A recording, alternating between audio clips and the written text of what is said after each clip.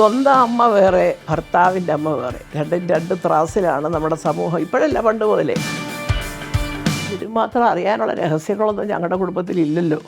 എന്തെങ്കിലും ഉണ്ടെങ്കിൽ എൻ്റെ മക്കൾ എന്നോട് പറയും, പിന്നെ എന്തിനാ മരുമക്കൾ പറയുന്നത്. നമ്മളുടെ ഇരിക്കേണ്ടിടത്ത് ഇരുന്നാൽ സ്നേഹം താനേ ഇങ്ങ് വരും. അതിനപ്പുറത്തോട്ട് കയറി ഇല്ല ലക്ഷ്മണരേഖ കടന്നു പോയാൽ ചിലപ്പം അതും കുഴപ്പമായിട്ട് വരും. ഇവിടെ തിരുത്താനായിട്ട് എന്തെല്ലാം കാര്യങ്ങളുണ്ട്. അതിനെതിരെ ഒന്നും ഈ യുവതലമുറ പ്രതികരിക്കുന്നേയില്ല. അവനവൻ്റെ തറവാട് നന്നാക്കാൻ ശ്രമിക്കാനുള്ള മനസ്സില്ലെങ്കിൽ പിന്നെ എന്തിനാ അപ്പുറത്ത് അവിടെ ഇവിടെ നോർത്തിലിരിക്കുന്നവരെയൊക്കെ കളഞ്ഞ് തെറി വിളിക്കുന്നത്.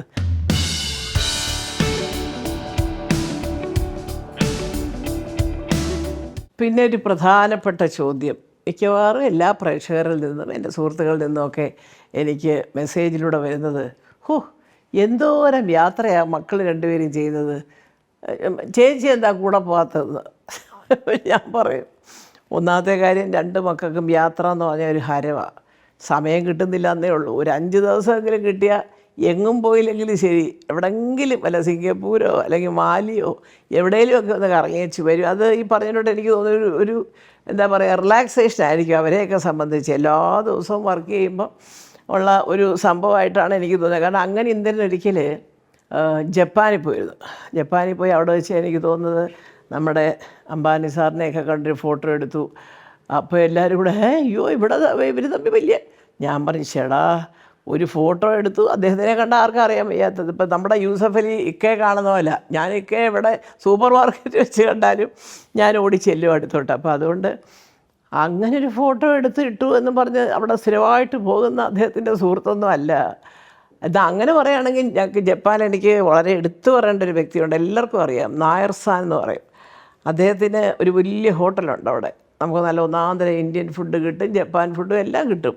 അതെന്താ അടുപ്പമെന്ന് വെച്ചാൽ, പൂജപ്പുര ഞങ്ങളുടെ വീടിൻ്റെ തൊട്ടപ്പുറത്ത്, ഒരൊറ്റ മതിലാണ്, തൊട്ടപ്പുറത്ത് നായർ സാൻ, ജപ്പാൻ മാമനും മാമിയും ഞങ്ങളൊക്കെ അന്ന് കൊച്ചിയിലെ വിളിച്ചുകൊണ്ടിരുന്നത്, ഒരു നല്ല വീടുണ്ടാക്കിയിട്ടുണ്ട്. എല്ലാ വർഷവും ഒരു 3 മാസം 4 മാസം അവിടെ വന്ന് നിൽക്കും. അപ്പോൾ ജപ്പാൻ മാമൻ നായർ സാറാണെങ്കിൽ ജപ്പാൻകാരിയാണ് മാമി. അപ്പോൾ എൻ്റെ അമ്മയെ കൊണ്ട് മാമി വരുന്ന ദിവസം ഇതുപോലെ ഫോൺ ചെയ്ത് പറയാം, അപ്പം നമ്മുടെ കേരളത്തിലെ ഈ അപ്പം ഉണ്ടല്ലോ, നമ്മൾ ഇത്തിരി ഈസ്റ്റൊക്കെ ചേർത്തുണ്ടാക്കുന്നത്. അപ്പോൾ എൻ്റെ അമ്മ പാചകത്തിൽ വലിയ പിടിക്കുക. അതിങ്ങനെ നല്ല അരിയൊക്കെ ചുവന്ന് നല്ല അപ്പവും ഈ പറഞ്ഞ പോലെ നല്ല മുട്ടക്കറിയോ അല്ലെങ്കിൽ സ്റ്റൂ, വെജിറ്റബിൾ സ്റ്റൂ ഒക്കെ അവർക്ക് ഭയങ്കര ഇഷ്ടമാണ്. ഇതുണ്ടാക്കി വയ്ക്കും. ഇവർ വരുന്ന ദിവസം ബ്രേക്ക്ഫാസ്റ്റ്, ഊണ്, രാത്രിയിലത്തെ ഡിന്നർ, ഇത്രയും എൻ്റെ അമ്മയുടെ വകയാണ്. അപ്പോഴത്തേക്ക് അവിടെ ഒന്ന് സെറ്റായി വരത്തുള്ളൂ. ആ ഒരു സ്നേഹബന്ധമാണ്, അത്രേ ഉള്ളൂ.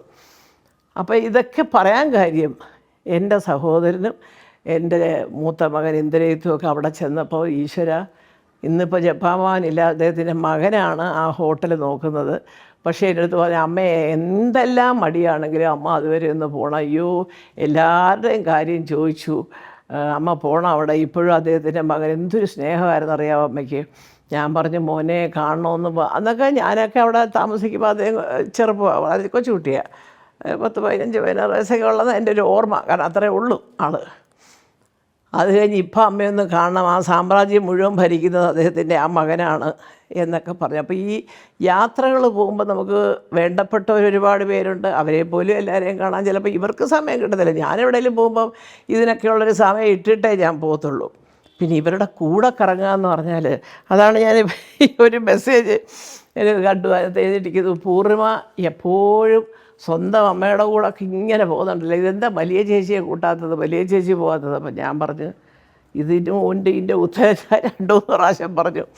പൂർണിമ മാത്രമല്ല, സുപ്രിയയുടെ അമ്മയുടെ കൂടെ. കാരണം അതിനകത്ത് കാരണമുണ്ട്. കാരണം ഒരു സ്വന്തം അമ്മ വേറെ, ഭർത്താവിൻ്റെ അമ്മ വേറെ, രണ്ടും രണ്ട് ത്രാസിലാണ് നമ്മുടെ സമൂഹം. ഇപ്പോഴല്ല, പണ്ട് മുതലേ.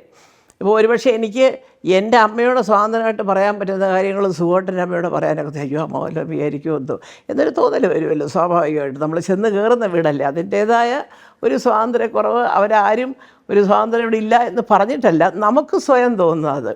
ഇവിടെ കുറച്ചും കൂടെ ശ്രദ്ധിച്ച് സംസാരിക്കണം, ഇവിടെ അമ്മ ഇരിക്കുമ്പോൾ കുറേ കൂടെ ശ്രദ്ധിച്ച് പെരുമാറണം എന്ന് വരും. അത് സ്വന്തം അമ്മയോട് വരത്തില്ല. പിന്നെ ഞാനത് ഒരു കാര്യം അമ്മമാരോടും പറയാനുണ്ട്, അത് അവരാണ് തിരുത്തേണ്ടത്, കുട്ടികളല്ല. കുട്ടികൾക്ക് ആ ഭയം ഉണ്ടാവും. മോളെ, ഈ പറഞ്ഞ നിന്നെ ഞാൻ പ്രസവിച്ച് വളർത്തിയെടുത്തതുപോലെ തന്നെ ആ 2 ആൺമക്കളെ ആ അമ്മ വളർത്തി കൊണ്ടുവന്നതാണ്. അതുപോലെ അപ്പം കാരണം അത് ഞാൻ പറയാൻ കാര്യം, എൻ്റെ അമ്മ അങ്ങനെയായിരുന്നു. ഞാൻ പറഞ്ഞിട്ടുണ്ട്, ഓർമ്മയുണ്ടെന്ന് അറിയില്ല എല്ലാവർക്കും. ഞാൻ ആദ്യമായിട്ട് എടപ്പാളിൽ സുഖൻ്റെ വീട്ടിൽ പോകുമ്പോൾ ആ നാട്ടിലെ കറികൾ, ഞങ്ങളുടെ ഈ മധ്യ തിരുവിതാംകൂർ ഓണാട്ടുകരയൊന്നും ഈ മൊളോഷ്യം എന്ന് പറയുന്ന കറിയില്ല, അറിഞ്ഞുകൂടാ. അപ്പോൾ എൻ്റെ അമ്മ അത് ചോദിച്ച് മനസ്സിലാക്കി, അത് വേറൊന്നും വേണ്ട, പെരുമ്പയർ ഇടാം, ഏത്തയ്ക്ക ഇടാം, അതേപോലെ ഇങ്ങനെയൊക്കെ പറഞ്ഞിട്ട് ഇത് മാത്രമേ ഉള്ളൂ, പച്ച വെളിച്ചെണ്ണ ഒഴിച്ച് കരിയാപ്പിലയൊക്കെ ഇട്ടിട്ട് വാങ്ങിയാൽ മതി, വലിയ അരപ്പും മസാലയൊന്നുമില്ല എന്നൊക്കെ പറഞ്ഞ് പഠിപ്പിക്കുക. അങ്ങനത്തെ അമ്മമാരൊന്നും ഇപ്പം ഇല്ല. അയ്യോ പാവം, ഭർത്താവിൻ്റെ അമ്മയ്ക്ക് ഇത് ഇഷ്ടമാണ്, നീ ഇത് പഠിച്ചുകൊണ്ട് വന്ന് പറഞ്ഞ് എത്ര അമ്മമാരുണ്ട് കേൾക്കട്ടെ. അപ്പോൾ അതുകൊണ്ടാണ് ഞാൻ പറയാൻ കാര്യം, ഇത് എല്ലാം എങ്ങനെയാണെന്ന് വെച്ചാൽ ആ കുട്ടികളുടെ മനസ്സിൻ്റെ ഒരു ഫ്രീഡമാണ്. അപ്പോൾ ഞാനിത് പറയാൻ കാര്യം വെച്ചാൽ ഇതിപ്പോൾ ഒരു പക്ഷേ മനഃപൂർവ്വം നടക്കുന്ന ഒരു സംഗതിയേ അല്ല. ഇപ്പോൾ പൂർണ്ണിമയ്ക്കോ സുപ്രിയയ്ക്കോ ഇവിടെ ആണെങ്കിലും, എറണാകുളത്ത് ഞാൻ വേറൊരു ഫ്ലാറ്റിലാണ് താമസം, ഞാൻ വാങ്ങിയ ഒരു ഫ്ലാറ്റിലാണ് താമസം. അവിടെ ഞാൻ ഉള്ളപ്പോഴും അവിടെ വരുമ്പോൾ അവർക്ക് ഒരു പക്ഷേ അമ്മ ഇങ്ങനെയാണ് അങ്ങനെയാണ് അതുണ്ടോ ഇതുണ്ടോ അതിനൊക്കെയുള്ളൊരു സ്വാതന്ത്ര്യം ഉണ്ടെന്നല്ലാതെ, ഇപ്പോൾ എവിടെയെങ്കിലും പോകുമ്പോൾ കുഞ്ഞുണ്ട് അല്ലെങ്കിൽ കൂടെ ഒരു സഹായി വേണം എന്ന് തോന്നുമ്പം അവനവൻ്റെ അമ്മ കൂടെ പോകുന്ന ഒരു സുഖം ഒരു പക്ഷേ ചിലപ്പോൾ ഭർത്താവിൻ്റെ അമ്മ പോയാൽ കിട്ടണമെന്നില്ല. ഒന്നാമത് കാലം മാറി. ഇപ്പം അമ്മ അറിഞ്ഞാലും സാരമില്ല, അമ്മായിയമ്മ അറിയല്ലേ എന്ന് ചിന്തിക്കുന്ന മരുമക്കളുടെ കാലത്താണ് നമ്മൾ ജീവിക്കുന്നത്. എല്ലാം അവരുടേതായ ഒരു ലോകം കെട്ടിപ്പടുത്തുയർത്താനുള്ള ഒരു ഓട്ടത്തിലാണ് എല്ലാവരും. അപ്പോൾ അതുകൊണ്ട് ഇന്നതുപോലെ ചെയ്യണം, അങ്ങനെ ചെയ്യണം, ഇങ്ങനെ ചെയ്യണം എന്നൊക്കെ പറയും. പിന്നെ ഇപ്പോൾ ഇതിനും മാത്രം അറിയാനുള്ള രഹസ്യങ്ങളൊന്നും ഞങ്ങളുടെ കുടുംബത്തിലില്ലല്ലോ. എന്തെങ്കിലും ഉണ്ടെങ്കിൽ എൻ്റെ മക്കൾ എന്നോട് പറയും. പിന്നെ എന്തിനാ മരുമക്കൾ പറയുന്നത്? പിള്ളേർ രണ്ടും പറയാറുണ്ട്, അമ്മ ഇങ്ങനെ ചെയ്താൽ അങ്ങനെ എന്തെങ്കിലും ചോദിച്ചാലും അതിന് ഉത്തരം പറയും. അപ്പോൾ അതുകൊണ്ട് ഞാൻ ഇവിടെ ഓരോരുത്തർ ചോദിക്കുന്നുണ്ട് സ്ഥിരമായിട്ട്. അതുകൊണ്ടാണ് ഞാനിപ്പോൾ പറഞ്ഞത്, പോയല്ലോ അമ്മയുടെ കൂടെ കറങ്ങുന്നുണ്ടല്ലോ, എന്താ അമ്മയെ പോകാത്തത്, ചേച്ചിക്ക് കാണണമെന്ന് ആഗ്രഹമില്ലേ? ഇല്ല, എനിക്ക് രണ്ട് കാര്യങ്ങൾ ഒരുപാട് കിടന്ന് യാത്ര ചെയ്യാൻ വയ്യ. അങ്ങനത്തെ അതിമോഹമൊന്നുമില്ല. കാരണം അങ്ങനെ ഒരാൾ എന്നെ എല്ലായിടത്തും കൊണ്ടുപോയി, അമേരിക്കയിലും മലേഷ്യയിലും ജപ്പാനിലും അവിടെ ഇവിടെ ഓസ്ട്രേലിയയിലും ഒക്കെ പോയിട്ടുള്ളൊരു വ്യക്തിയാണ് ഞാൻ. ഇപ്പം ഇല്ല, അദ്ദേഹത്തിൻ്റെ മരണശേഷമില്ല. പിന്നെ ഇവരെവിടെയെങ്കിലും ഒന്ന് കറങ്ങാൻ പോകുമ്പോൾ നമ്മളതിൻ്റെ ഇടയിൽ കൂടെ തുന്നി അവിടെ കാണാൻ ചെന്ന് വല്ല ജലദോഷമോ പനിയോ ഒക്കെ പിടിച്ചാൽ അവർക്ക് വേറെ തലവേദന. അപ്പോൾ അത് കാരണം ഞാൻ നിവർത്തിയുണ്ടെങ്കിൽ യാത്രകൾ ഒഴിവാക്കും. പിന്നെ അത്യാവശ്യം അല്ലാതെ പോകുന്നുണ്ട്. ഇപ്പോൾ ഒരു ഫംഗ്ഷൻ, ഒരു ഉദ്ഘാടനം, ഞാൻ ഈയിടെ ദുബായിൽ പോയി, ഇനിയിപ്പോൾ മസ്കറ്റിൽ പോകുന്നുണ്ട്. അപ്പോൾ അതൊക്കെ ഒരു പരിപാടിക്ക് വേണ്ടി ചേച്ചി, ഇത്തവണ എല്ലാവരും പറയുന്നത് ചേച്ചി വരണം, ഒരു 10 മിനിറ്റ് സംസാരിക്കണേ എന്നൊക്കെ പറഞ്ഞൊരു സ്നേഹത്തോട് വിളിക്കുമല്ലോ നമ്മളെ. അങ്ങനെയുള്ള പരിപാടിക്കൊക്കെ പോകാറുണ്ട്. പിന്നെ എൻ്റെ സീരിയലിൻ്റെ പരിപാടികളോ അല്ലെങ്കിൽ ഞാൻ അഭിനയിച്ച ചിത്രങ്ങളുടെ പരിപാടിയൊക്കെ വരുമ്പോൾ നമ്മൾ പോകും. സ്ഥലം കാണാനൊക്കെയുള്ള എന്തോന്ന് സ്ഥലം കാണാനിരിക്കുന്നത് ഒന്നുമില്ല. അതൊക്കെ ചെറുപ്പത്തിലാണ് അങ്ങനത്തെ അതിമോഹങ്ങളൊക്കെ. അവിടെ കറങ്ങണം, ഇവിടെ കറങ്ങണം, മറ്റിടത്ത് പോകണം, മറിച്ചിടത്ത് പോകണം എന്നൊക്കെ ഉള്ളത് ഈ ചെറുപ്പത്തിലല്ലേ. അത് ഒരു പ്രായം കഴിയുമ്പോൾ ഇവർ ഈ പറയുന്ന എന്തേത് പൃഥ്വിരാജൊക്കെ കുറേ കഴിയുമ്പോൾ ഇതൊക്കെ നിർത്തും. ഇത് കണ്ട സ്ഥലങ്ങൾ ഇവിടെ കാണും, ഇരിക്കാം എന്ന് വിചാരിക്കും ഒരു 5 ദിവസം അവധി കിട്ടുമ്പോൾ. അപ്പോൾ യാത്രകളുടെ കാര്യമാണെങ്കിലും അവരെ അനുഗമിച്ച് കൂടെ പോകുന്ന ഒരു അമ്മയുടെ സ്ഥാനത്താണെങ്കിലും ഞാൻ എൻ്റേതായ ഒരു സ്ഥാനത്ത് നിൽക്കുന്നൊരു വ്യക്തിയാണ്. അതിന് എൻ്റെ മക്കളോ മരുമക്കളോ സമ്മതിച്ചാലും ഇല്ലെങ്കിലും അതെ, അവർക്കറിയാതെ. കാരണം എനിക്കങ്ങനെ ഒരാളിൻ്റെ കൂടെ ചെന്ന് കിടന്ന് വേറൊന്നും കൊണ്ടല്ല, എനിക്കൊന്ന് സുഖമായിട്ട് പഠിപ്പിച്ചത് പാഠമാണ്. ആൺപിള്ളേരാണ്, കിട്ടിക്കഴിഞ്ഞാൽ അവരെ അവരുടെ പാട്ടിന് വിട്ടേക്കണം. അത്യാവശ്യം എനിക്കുള്ളതെല്ലാം അദ്ദേഹം ഉണ്ടാക്കിയിട്ടുണ്ട്. അദ്ദേഹം ഉണ്ടാക്കിയിട്ടുന്ന വിറ്റാൽ പോലും ഒരു വലിയ തുക ബാങ്കിലിട്ടുകൊണ്ട് എനിക്ക് കാലം നീട്ടിയിരിക്കാം. പക്ഷേ അത് വിൽക്കാത്തത് എൻ്റെ കുഞ്ഞുങ്ങൾക്കുള്ളതല്ലേ അതൊക്കെ. അതുകൊണ്ടാണ്. അല്ലെങ്കിൽ ഇപ്പോൾ എനിക്കെന്താ, തിരുവനന്തപുരത്ത് വീടുണ്ട്, എറണാകുളത്ത് വീടുണ്ട്, എല്ലായിടത്തും ഉണ്ട് വീടുകൾ. മദ്രാസിലെ വീട് കൊടുത്തു, ഫാസിൽ സാറാണ് മുമ്പ് താമസിച്ചത്. മൂന്നാർ, കുട്ടിക്കാനം, ഇവിടെ എല്ലാം സുഖമായിട്ട് വാങ്ങിച്ചിട്ടിരിക്കുന്ന സ്ഥലങ്ങളും കാര്യങ്ങളൊക്കെ ആയിരുന്നു. അപ്പം ഇതെല്ലാം കൂടെ കൊടുത്തിട്ട് നമുക്ക് എവിടെയെങ്കിലും ഇരുന്നൂടെ. അപ്പോൾ പൈസയ്ക്കും അങ്ങനെ വലിയ അതിമോഹമൊന്നുമില്ല. അച്ഛനുണ്ടാക്കിയിട്ടതുണ്ടെങ്കിൽ മക്കൾ തന്നെ അനുഭവിച്ചോട്ടെ, നോക്കിക്കോട്ടെ. ഇപ്പോൾ നമ്മൾ ഇരുന്നുകൊണ്ട് അവിടെ ഇവിടെയൊക്കെ ഓരോന്നൊക്കെ പറഞ്ഞ് ചെയ്യുമായിരിക്കും. അപ്പോൾ എനിക്ക് ദയവ് ചെയ്ത് പറയാനുള്ളത്, സുപ്രിയ അമ്മയെ കൊണ്ടുപോയോ പൂർണിമ അമ്മയെ കൊണ്ടുപോയോ, ഇവിടെ പോയപ്പോൾ അമ്മ പോയി, അവിടെ പോയപ്പോൾ പോയി, ഇവിടെ ഒന്നും എടുത്തു ചാടി പോകുന്നൊരമ്മയല്ല ഞാൻ. എന്നാൽ പിന്നെ എനിക്ക് എൻ്റെ മക്കളുടെ ഷൂട്ടിംഗ് സ്ഥലത്തൊക്കെ ചെന്ന് 2 ദിവസം താമസിച്ചു, മോനെ എങ്ങനെയുണ്ട് സുഖമാണോ എന്നൊക്കെ ചോദിച്ച് ആരപ്പം എന്നെ തടുക്കുന്നത്. പണത്തിലില്ലെങ്കിൽ പോലും എന്നോട് സ്നേഹമുള്ളവർ പറയും, ബാ ചേച്ചി 2 ദിവസം എന്ന് വിളിക്കാറുണ്ട് പലരും. പക്ഷേ അത് അങ്ങനെ എന്തോ എനിക്കൊന്ന് സുഖേട്ടൻ്റെ ആ പറച്ചിലിൽ നിന്നുള്ള എന്നെ വല്ലാതെ ഇൻഫ്ലുവൻസ് ചെയ്തിട്ടുള്ളതൊക്കെ. നമ്മുടെ ഇരിക്കേണ്ടിടത്ത് ഇരുന്നാൽ സ്നേഹം താനേ ഇങ്ങ് വരും. അതിനപ്പുറത്തോട്ട് കയറി ഇല്ല ലക്ഷ്മണരേഖ കടന്നു പോയാൽ ചിലപ്പം അതും കുഴപ്പമായിട്ട് വരും. അപ്പോൾ ഇപ്പം നല്ല സന്തോഷവും സമാധാനമൊക്കെ ആയിട്ട് സന്തോഷത്തോടുകൂടി പോവുകയാണ് മക്കളും മരുമക്കളും ഒക്കെ ആയിട്ട്. ഇതിങ്ങനെ അങ്ങ് പോയാൽ മതി മരണം വരെ. പിന്നെ ഒരാവശ്യമുണ്ടെങ്കിൽ എൻ്റെ 2 മക്കളും പറന്നെത്തുമെന്നുള്ള പൂർണ്ണ വിശ്വാസവും എനിക്കുണ്ട്. അതാണ് എൻ്റെ ദൈവാധീനം, എൻ്റെ സമ്പത്തും. ഇതൊക്കെ പറഞ്ഞ് അവസാനിപ്പിച്ചെങ്കിലും ഒരു സന്തോഷ വാർത്ത നിങ്ങളോട് പറയാനുണ്ട്. ഇത്തവണ എനിക്ക് ഓണം ഇന്ദ്രയത്തിൻ്റെ പുതിയ വീട്ടിലും എൻ്റെ ജന്മനാൾ പൃഥ്വിരാജിൻ്റെ വീട്ടിലുമായിരുന്നു. അത് ഒരുവിധമൊക്കെ അറിഞ്ഞ് കാണും, ഫേസ്ബുക്കിലും ഒക്കെ പലരും ഇട്ടിരുന്നത്. ഇന്ദ്രയത്തിൻ്റെ വീട്ടിൽ ഓണം ആഘോഷിക്കാൻ കാരണം, ഇന്ദ്രയത്തിന് നല്ല വീട് വെച്ചു എറണാകുളത്ത്, ക്രൗൺ പ്ലാസയുടെയൊക്കെ തൊട്ട് പുറയിലായിട്ട്. അപ്പോൾ അത് ഭയങ്കര നല്ല സെറ്റപ്പിലാണ്. അവനെല്ലാം വളരെ ആലോചിച്ച്, എപ്പോഴും അങ്ങനെ പൂർണ്ണമേ അങ്ങനെ തന്നെയാണല്ലോ, വ്യത്യസ്തമായ രീതിയെ എപ്പോഴും അഡോപ്റ്റ് ചെയ്യാറുള്ളൂ അവർ. നല്ലൊരു വീട് വെച്ച് ഭയങ്കര സംഭവം. ഞാൻ പറയും ചെയ്തു, ഒരുമാതിരി വീടിൽ ഉപരിയായിട്ട് ഒരുമാതിരി ഭയങ്കര സൈസായിപ്പോയി എന്നൊക്കെ ഞാൻ പറഞ്ഞു. ഏതായാലും എല്ലാവർക്കും മുറികൾ, അതിപ്പോൾ 2 മക്കളുടെ കേട്ടോ, വീട് പണിയുമ്പോൾ പറയാം ഇത് അമ്മയ്ക്കാണെന്ന് പറച്ചിൽ കിടന്നു. ഞാൻ അവിടെ ചെന്ന് കിടക്കുവന്ന് ഇല്ല, അത് പോയിട്ടില്ല. 2 പേരും പറയും ഇത് പണിയൊക്കെ കയറാതെ അമ്മയ്ക്ക് കിടക്കാൻ താഴെ ഒരു മുറി എന്ന് പറച്ചിലൊക്കെ ഉണ്ട്. അതിനൊന്നും ഒരു കുറവുമില്ല. പക്ഷേ അവർക്ക് വിശ്വാസമാണ്, വേറൊന്നും കൊണ്ടല്ല. ഇതൊക്കെ പറഞ്ഞാൽ അമ്മ അനങ്ങാൻ പോകുന്നില്ല എന്നുള്ളത് പറയാം. ഏതായാലും ഇന്ദ്രയത്തിൻ്റെ വീട് നല്ല രസമായിട്ട് പണിതിട്ടുണ്ട്, നല്ല ഭംഗി. ചെന്ന് കയറുമ്പോൾ ഭയങ്കര ഹൈറ്റുള്ള ഒരു സിറ്റ് ഔട്ട് പോലെ സ്ഥലം, ചെടികളും വെള്ളവും അതും ഇതൊക്കെ ആയിട്ട്. അത് കഴിഞ്ഞ് പിന്നെ വേറൊരു ഡ്രോയിങ് റൂം, ഡൈനിങ് ഏരിയ, എല്ലാവർക്കും ബെഡ്റൂംസ്, സെൻട്രൽ എയർ കണ്ടീഷൻ നന്നായിട്ട് വെച്ചിരിക്കുന്നു. നല്ലൊരു വീട്. അപ്പോൾ അവിടെ ആദ്യത്തെ ഓണമായിരുന്നു അത്. അപ്പോൾ എല്ലാവരും കൂടെ തീരുമാനിച്ചു ഇക്കൊല്ല ഓണം അവിടെ കൂടാമെന്ന്. പാവം രാജു ബോംബെയിൽ തിരക്കായിരുന്നു ഈ പറഞ്ഞതുപോലെ. അപ്പോൾ അത് കഴിഞ്ഞ് ഓടി വന്നു, കഴിച്ചു.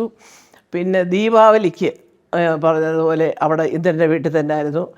ഇതെല്ലാം കഴിഞ്ഞ് അവസാനം ഇപ്പോൾ എൻ്റെ പിറന്നാൾ വന്നപ്പം അത് കൊച്ചുമോൻ ഏറ്റെടുത്തു. വലിയ ഗംഭീരമായിട്ട് രാജുവും സുപ്രിയയും കൂടെ പിറന്നാളൊക്കെ ആഘോഷിച്ച്. എന്താ ആഘോഷം നമ്മളൊക്കെ. ഞാനൊന്നും അങ്ങനെ ഒരു പിറന്നാൾ ആഘോഷിച്ചിട്ടുള്ളൊരു വ്യക്തിയൊന്നുമല്ല, സുഖമായിട്ട് തീരെ ഇല്ല. ഇപ്പം പിന്നെ എളുപ്പമുണ്ട്, ഈ സദ്യ ഒന്നും വയ്ക്കണ്ടല്ലോ, ഒരു കേക്ക് മുറിച്ച് കൈകൊട്ടി പാടിയാൽ മതി, ഹാപ്പി ബർത്ത്ഡേ, അതിൽ തീരും. ഏതായാലും കൊച്ചുമക്കൾക്കൊക്കെ സന്തോഷമായി, എല്ലാവരും ഉണ്ടായിരുന്നു. ഈ പറഞ്ഞാൽ ആ ഫോട്ടോയൊക്കെ കിട്ടി, ഇനി അതുമൊക്കെ ഒന്ന് റെഡിയാക്കി എടുക്കണം എനിക്ക്.